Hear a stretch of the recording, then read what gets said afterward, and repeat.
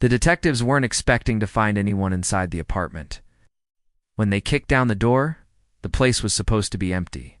No one was supposed to be here. But standing in the dim glow of the overhead light, draped in a satin robe, was a woman. Her head snapped up at the sound of shattering glass. She froze as the body cam's red recording light flickered in her eyes. Behind her, a man lingered by the doorway, his face unreadable, one hand hidden from view. "She wasn't here yesterday," Detective Ramirez said, nodding toward the woman. "But yeah, we got a lot of work to do." He was right. The room was a mess. An end table lay on its side, a lamp askew on the floor nearby. A trail of torn photographs led from the front door to the bedroom, each picture depicting the same two people, a man and a woman holding a baby.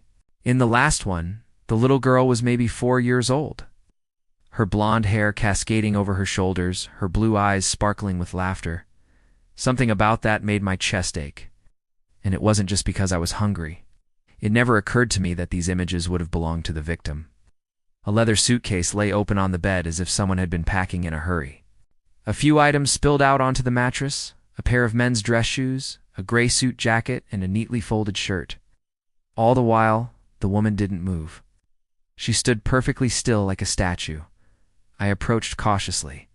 "Ma'am, can you hear me? Ma'am, are you okay?" She blinked, startled. Who are you?" Her voice sounded thick, as if she hadn't spoken in a long time. Or maybe it was the jet lag. "We're here to ask you some questions about Daniel Riley, but mostly I'm concerned for your welfare." Her gaze dropped to the floor. "Daniel," she whispered. "You know him?" I asked, surprised. "Yeah," she said softly. Then she looked back at me, her eyes wide and scared.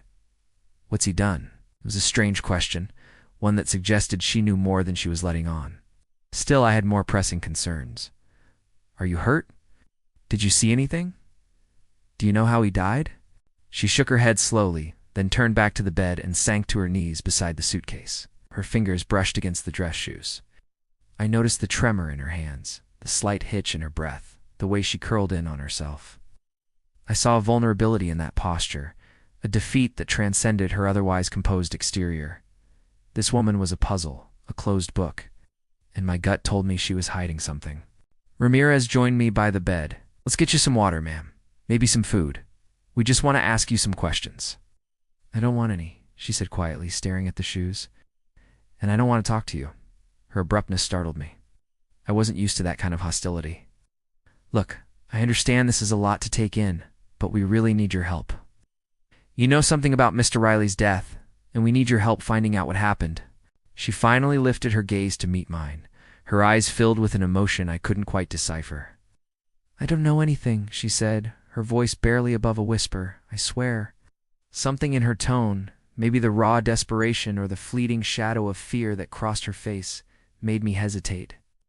Could I trust her? Was she involved somehow? My instincts screamed danger. Yet there was something in her eyes that tugged at my empathy. "Then let me prove to you that I'm not here to harm you," I said softly, taking a step closer. "Tell me your name." A flicker of pain crossed her features, but she straightened her spine and met my gaze head-on. "My name," she said slowly, as if testing the word on her tongue, "is Clara." The name echoed in the silent room, heavy with unspoken stories.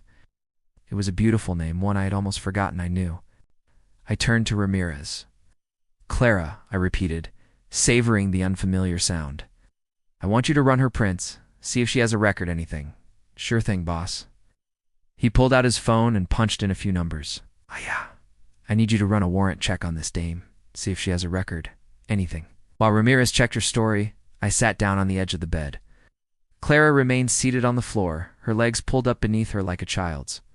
Her hands, though, were clasped tightly in her lap, knuckles white. I tried again. "Clara, I know this is difficult, but I really do need your help." She didn't respond, didn't even look at me. Instead, she stared at the worn fabric of her lap. I could feel her tension, her fear. I also sensed a deep sadness emanating from her, a profound weariness that seemed to envelop her entire being. "How long has it been since you've eaten?" I asked gently. She looked up, startled. "I'm not hungry," she said quietly. "Clara, you haven't eaten since yesterday. You should at least have something." A faint flush crept up her neck. "I don't want to eat," she whispered, averting her gaze once more. I leaned closer. "If you're trying to hide something, now is not the time. Please, Clara, you need to listen to me. Let me buy you some food. You must be starving." She hesitated, then slowly shook her head. "I don't want your charity." Her reaction made me pause. Why was she so resistant? Was she hiding something or someone? Ramirez returned, his expression grim. "No luck on the warrants, boss. She's clean." I nodded, turning back to Clara. "Look, I know this is hard for you, but I really need to ask you some questions. Where were you last night?" Icy looked up, her eyes filled with a sudden defiance. "I don't have to tell you anything." Before I could respond, Ramirez spoke up. "Hey, she's right, boss. We don't have a warrant, and she's not a suspect. So if she wants to lawyer up, she's within her rights." He was right. We didn't have enough to hold her. So far, she'd only incriminated herself by association. "All right," I said, rising to my feet. "I appreciate your cooperation, Clara. If you think of anything at all, please contact us."